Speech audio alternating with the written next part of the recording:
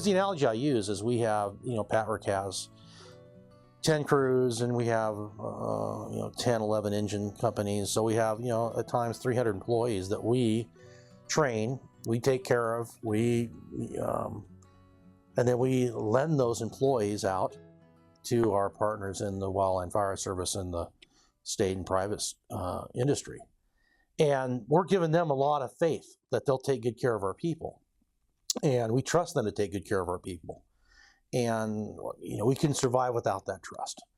But there are times when I think that what I don't want to see happen is they take that for granted. That all the hard work that I found out here, for example, the economics ends of making this business work. I don't think I'd have the courage to borrow as much money as some of these company owners have to do just to make payroll before those first fire assignments, before the checks start coming back into the company so they can pay their people. That was an eye-opener. When I worked for the government, we had a set budget. We'd budget it out, and you could kind of, your program work would kind of tie into how many days you're going to have firefighters out.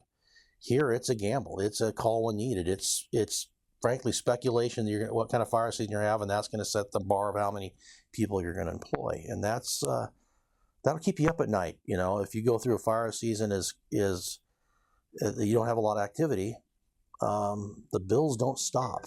They're still coming in. So those are the things. That was probably the biggest thing. And then after that is just we're so much alike. That's when it goes back to the whole partnership thing.